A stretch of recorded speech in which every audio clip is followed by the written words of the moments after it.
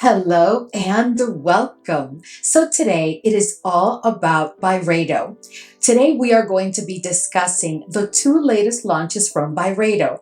Now you may agree that it seems like they have been on a roll recently because we've had so many new launches. We've had a total of 3 just this year. And the funny thing is that these launches come in response to the request that we've had all along that they improve the performance of their fragrances. And they really have delivered, because last year I did share with you Mojave Ghost Absolute, which was launched I would say towards the end of 2024. Then this year, we already had the launch of Blanche Absolute, which was just maybe 3 months ago. And now here we are with 2 additional fragrances added to the Absolute line, which are Bal D'Afrique and Rose of No Man's Land. Now, I am so excited and I have so been looking forward to sharing these 2 new fragrances with you, because I have to tell you, they are quite incredible. So today we're going to talk first about Rose of No Man's Land Absolute, and then we're going to follow it with Bal D'Afrique Absolute. Now, I picked these both up like almost immediately because these were just launched, I think, a week ago. And I went immediately into the store and I had a sniff, and I'll tell you all the details about it when I review them individually for you.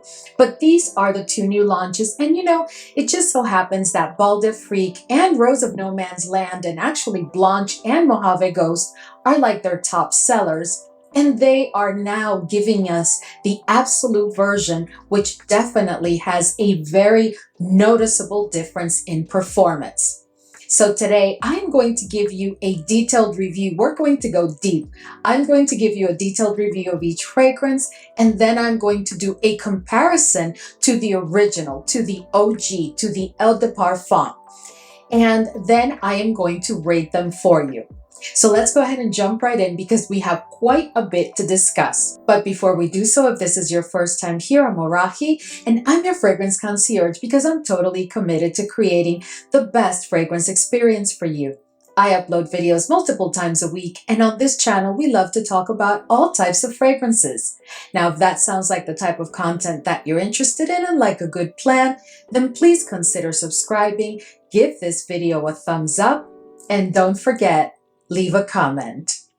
Let's go. So before we get started, and in case you're not familiar with this new Absolute line from Byredo, here I have the original Bal D'Afrique. And as you can see, the cap is a smooth cap. And I just wanted to show you that so that now when I show you this cap, you can see the difference. As you can see, the cap of the Absolute is textured.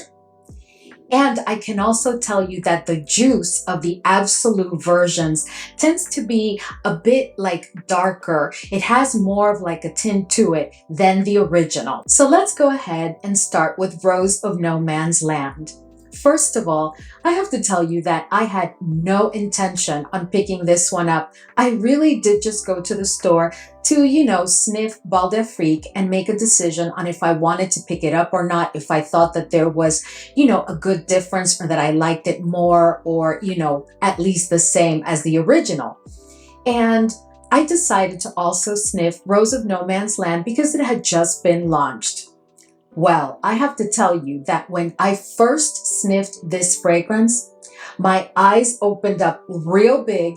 I stomped on the floor a couple of times, not believing what I was sniffing. And I told the lady that was helping me, the SA at Byredo, I told her, wrap it up, let's go. And here I have it. Now, what I did do this time is I did pick up the 50 ml versus the 100, because as I told you before, I don't think that I need 100 ml in any fragrance, not with this amount of fragrances. So I decided to pick up the 50 ml. But I also wanted to share with you that when I decided to pick up the 50 ml, she's used to me picking up 100 mls. And she told me that that was a great idea because this is the Absolute, and the Absolute is definitely much more intense than the original, so you don't need to spray as much. So the 50 ml should last you quite a long time, and you're only going to have to spray it in a couple of pulse points and call it a day. And I have to tell you, and I will give you more detail later, but I have to tell you that she is absolutely correct, because that has been my experience, not just with Rose of No Man's Land Absolu, but also with Bal D'Afrique. Now, Rose of No Man's Land opens up warm, spicy, with a very present saffron note that is immediately followed by the pink pepper. I do pick up on both, and I pick them both up on paper and on my skin. Now, almost immediately after that, the note of rose is going to make its appearance. But right before you pick up on that rose, there's like a fruity quality that touches the fragrance. So now you have that warm, spicy opening with the pink pepper and the saffron. You have a bit of fruitiness, and then you have that rose note. And once the rose comes in, it is definitely the star and the lead of the fragrance, even though in the background you are still going to have those spicy notes. As the journey continues, and just around midway in the olfactory journey, you're going to notice that the fragrance is definitely warm, spicy. It does have the florals in the background, but the rose takes the lead on the florals and is definitely dominant. As you approach the dry down, you're going to find that the fragrance has now become ambery. Not very ambery, but it is definitely an ambery fragrance at the dry down, where you're also going to find the presence of patchouli. And that patchouli adds quite a bit of character and depth to the fragrance. In addition to that, at the dry down, the fragrance does have a bit of earthiness. And to me, even like a touch of a green quality, just a little touch, but I pick up on it clearly. So at the dry down, you are going to have a very rose dominant scent. This rose dominant scent does have other florals in the background, but they're quite demure. In addition to that, you are going to have those spicy notes that are present. And while they're not as strong or as intense as they were in the opening, they're still quite present and work very nicely with that rose, giving the fragrance quite a bit of character. The patchouli not only made its appearance at the dry down, but will be with you throughout the entire wear of the fragrance, giving the fragrance a bit of an earthy quality. As far as the feel of this fragrance, I want you to know that this is not your typical rose fragrance. This fragrance has a feel of like Boss. It's like the Boss fragrance of roses.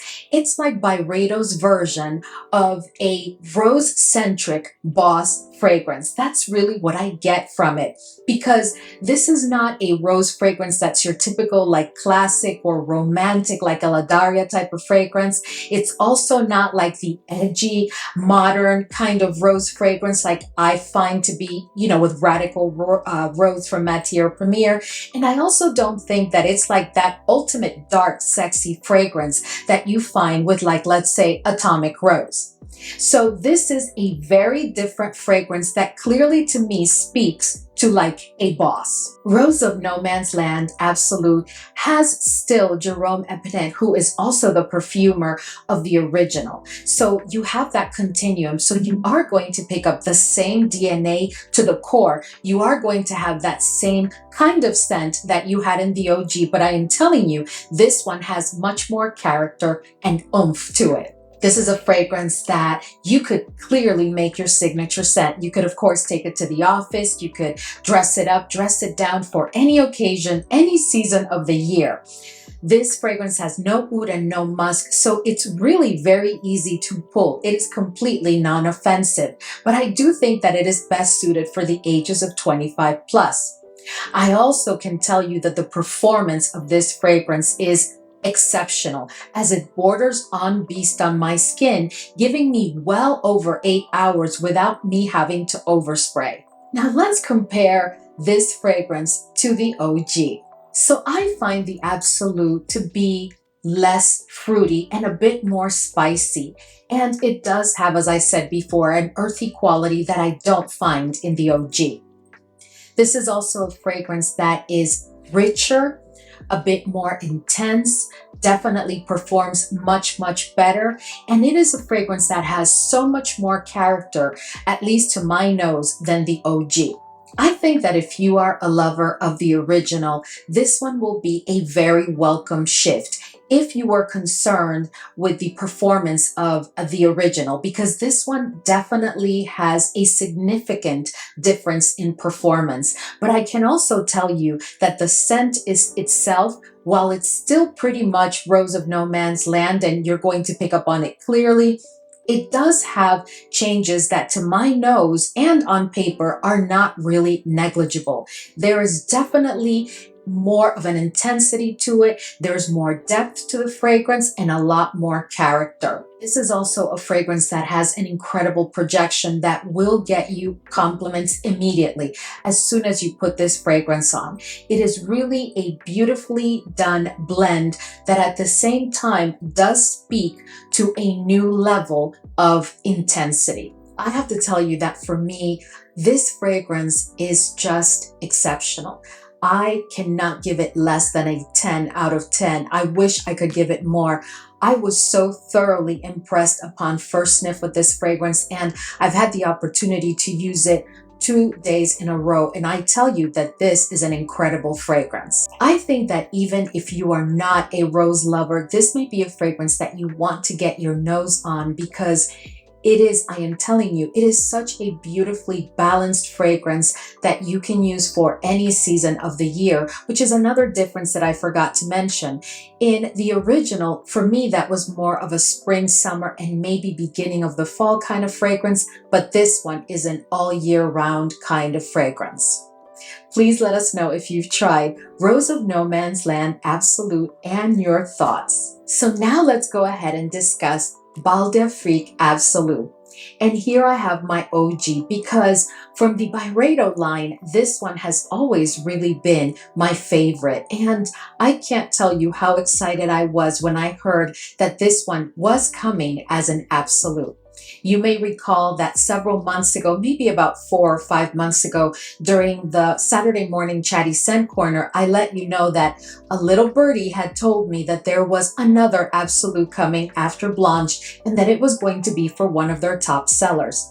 We, of course, all wanted it to be Bal D'Afrique, and even though I was told that it was most likely going to be Bal D'Afrique, it wasn't a sure thing.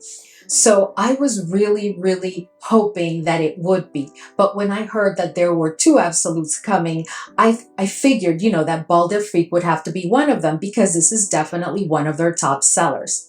This is a fragrance that is absolutely incredible, a complete shift to the OG. It has been described as a floral, woody, musk fragrance, but I'm going to tell you right now that for me, this is a floral, woody, gourmand fragrance. And we are going to talk about that in much more detail. So let's jump right in. So much like in Rose of No Man's Land, we find that Jerome Epinay is also the nose or perfumer behind the Bal D'Afrique Absolute. And of course, this one also was launched just about a week ago. Now, Bal D'Afrique Absolute does open fresh, citrusy, fruity, and sweet. Not very sweet, but it is definitely a sweet opening, and it is a level of sweetness that will be consistent throughout the entire olfactory journey and the wear of the fragrance. As the journey continues and not too far from the opening, you're immediately going to pick up on the musk. This is truly a musk-based fragrance to the tune of a level 4. But please do not be concerned, because the musk is not really animalic in any kind of way, but the base of this fragrance is truly a musk that you will pick up on. As the journey continues, you are going to notice that the fragrance picks up on like a nutty quality. There's a nutty quality to the fragrance that I get on paper and on skin, so you are going to pick it up. Now, that nutty quality at that moment is when you will realize that, oh wow, now Bal D'Afrique is really kind of like a gourmand. This is truly a gourmand fragrance that, while it's not going to make you smell like food, it has like this yummy scent that is definitely going to put you in the mindset of wearing a gourmand. Now, in addition to that nuttiness, which comes from the note of praline, it has not been disclosed. But to me, it is very clear that there is some level of vanilla in this fragrance, because in that gourmand quality of the fragrance, I clearly get that vanilla. And if it's not vanilla, it may be tonka, because at times I feel like I'm getting like a caramelly vanilla with that nuttiness, and it is yummy. I do pick up on a floral presence in the fragrance as I'm approaching the dry down, but not really before. And I do pick up on violet, but it's very demure. It's not that it's completely weak, but it is a bit faint. So, and I don't get any powderiness, by the way. So I do get the violet, but really not much. And I know there's other florals, but I just can't clearly distinguish what they are. As you approach the dry down, you are going to notice that there is a tad of an ambery quality to the fragrance, because at the dry down, you are going to get the most exquisitely yummy scent that does not make you smell like food at all, but it is truly a yummy scent that is a bit citrusy. It is definitely nutty. It is going to give you kind of like that little bit of like vanilla touch to it on a backdrop of some florals that are very, very light and demure, and some woody notes, and of course the musk, because as I said before, this is truly a musk-based fragrance to the tune of a level 4. So I do dare say that you have to enjoy a good musk fragrance in order to enjoy Bal D'Afrique Absolu.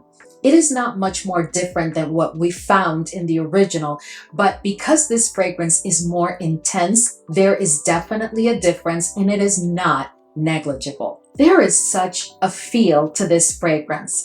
The feel of this fragrance is that of like understated elegance and wealth.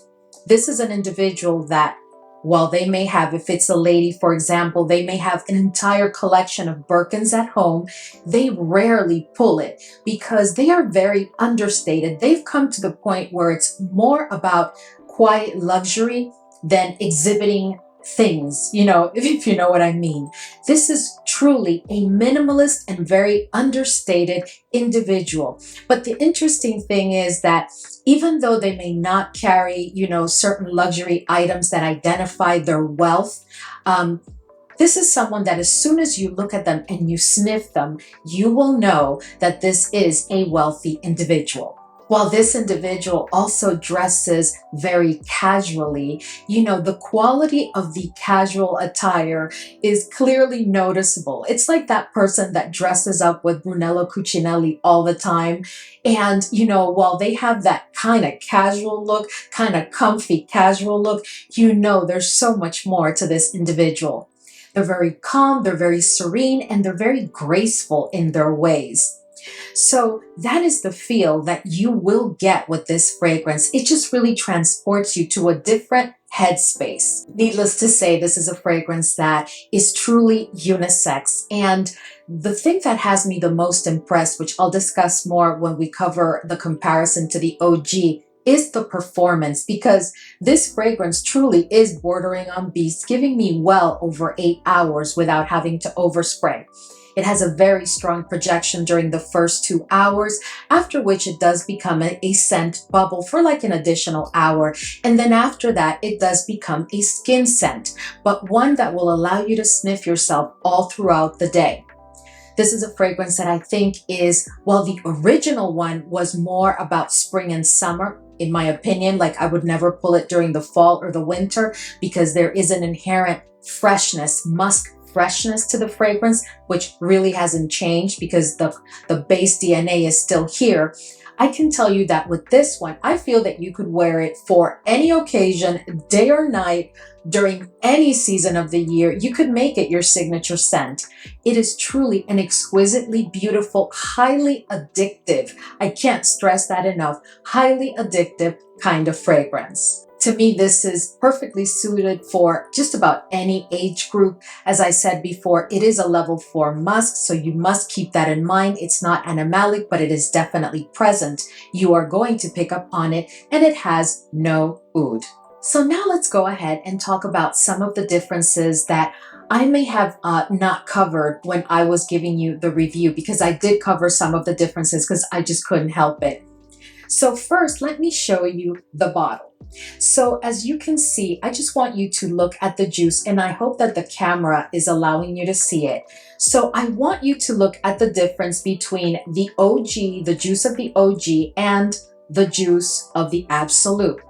So that difference in like the tint or the hue of the juice, where you notice that the Absolute has more of like a yellowish tint to it versus the OG, which is like really like a clear type of juice, of liquid, is due to that intensity. I am telling you, the level of concentration and intensity in the Absolute is truly remarkable and quite considerable. It is not negligible. It is definitely a difference that you're going to pick up on. But now let's also talk about some of the notes that are not present in the OG that are now present in the Absolute, and what does it bring to the table? So let's start with that note of black amber. So the black amber note brings to the Absolute a level of warmth that I don't find in the OG. The OG is a very it's a very fresh fragrance, let's call it. That's why I typically would pull it for the spring and summer only, or to layer. But the Absolute brings a richness and a depth and a warmth that truly speaks to that note of black amber. In addition to that, you are going to find the black currant, and the black currant does bring that fruitiness without it being excessive. It just balances everything out very, very nicely. But I think that the note that really makes the definite difference here is that note of praline, because that praline brings a nuttiness combined with the black currant, and I am telling you, with the caramel that has not been disclosed, or the vanilla, or the tonka bean, I don't know, but there is something here that has not been disclosed that is adding to that incredible yumminess of the fragrance. But what you will find is that while in the OG you have that freshness, in this one you still have some of that freshness, but there is a depth, and I can't stress that enough, and a richness that makes it very, very different from the OG, not to mention the fact that while you're not going to smell like food, this is truly a like floral, woody, gourmand fragrance. Now let's talk about a couple of the notes that were present in the OG that are now not present in the Absolute. And I think that the first question that, if you are a true Bal D'Afrique lover, you may have is, how is this Absolute going to work and give me the same DNA without the note of marigold? Because the note of marigold brings like a freshness and a citrusy effect to a fragrance that, if you remove the marigold, you may think, okay, well, this one's not going to have that freshness. But I'm here to tell you that while it is less than in the OG, this one is definitely richer and denser, not as fresh and airy as the OG. Because of that, I'm telling you, that incredible amount of depth that we get in the Absolute, you are going to find that it's not that it's cloying or anything like that. There is still a certain degree of freshness, but of course, nothing like what you find in the OG. Another note that is present in the OG that you don't find in the Absolute is the note of buku, and I hope that I'm pronouncing, or buchu. I don't know. I hope that I'm pronouncing it correctly. It's B-U-C-H-U, as you can see. Now that is a note that is very similar to black currant. So that really just balances the fragrances out, because in the Absolute, you do have black currant. And in the OG, in the old one, you do have that note of buku or buchu. So it really does balance both fragrances out when it comes to that note of fruitiness coming from like the black currant. All in all, the biggest difference between these two fragrances is the performance. And also that the Absolute, and I can't stress that enough, is richer, it is denser, it is a little bit sweeter, but it is very, very balanced. It is an exquisitely done fragrance, and I am so happy that they did this, because this is a fragrance that honestly you can use all throughout the year, and I just could never do that with the original. I appreciate, and I do plan to keep that bottle, by the way, because it is perfect for spring and summer, and I love that scent profile. But I am also happy that now I have a fragrance that gives me that same scent profile that sometimes I'm really in the mood for, and that I can use now for any season of the year, for any occasion, day or night. So I have to tell you that I am so happy that not only did Byredo launch these two absolutes, but I'm also very, very happy that I picked them both up because they are bringing something to my collection that I really don't have. These two fragrances I'm sure will be an immediate love for you. I just can't imagine if you are a lover of the OG of any of the two, you will most likely fall deeply in love with the Absolute. The only caution that I do have is around Rose of No Man's Land, because Rose of No Man's Land, that it does have that note of patchouli, and you are going to pick up on it. It's not a dominant patchouli, but it does bring a degree of earthiness to the fragrance. So I would caution you on that. But in any event, I give these both a 10 out of 10. I can't tell you how happy I am that I picked them both up. And as a matter of fact, I am thinking about in the future, depending on how fast I use these two, because I don't need any more fragrances, I may end up picking the 100 ml bottle. All right, guys, so we've reached the end of today's video, and I hope that I was able to give you all of the information that you need to understand, number one, what to expect from both of these new Byredo launches, but also to understand how they differ from the OG. In all the information that I shared with you today, I did reference back to not just my testing it on my skin, but also testing it on paper to make sure that you have as much objective information as possible. I really can't speak highly enough of these two recent launches. I love the Mojave Ghost Absolute, and Blanche Absolute is an absolute, it's a complete love for me. But these two, and curiously enough, while Bal D'Afrique has always been my favorite, there's just something about Rose of No Man's Land that has captured my heart.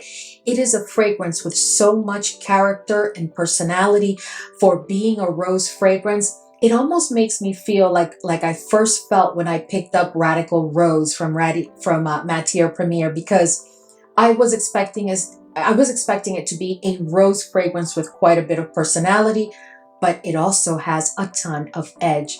This one, in addition to edge, this fragrance is really, really a boss fragrance, I am telling you, and I am totally here for it. Anyway, I can't wait to get your thoughts on any of these two or both of these fragrances. Of course, as always, I will link both of these fragrances in the description box to where you can pick them up, and I will include a discount code if I have one available. Thank you, as always, so much for hanging with me today, and I will see you all in the next video.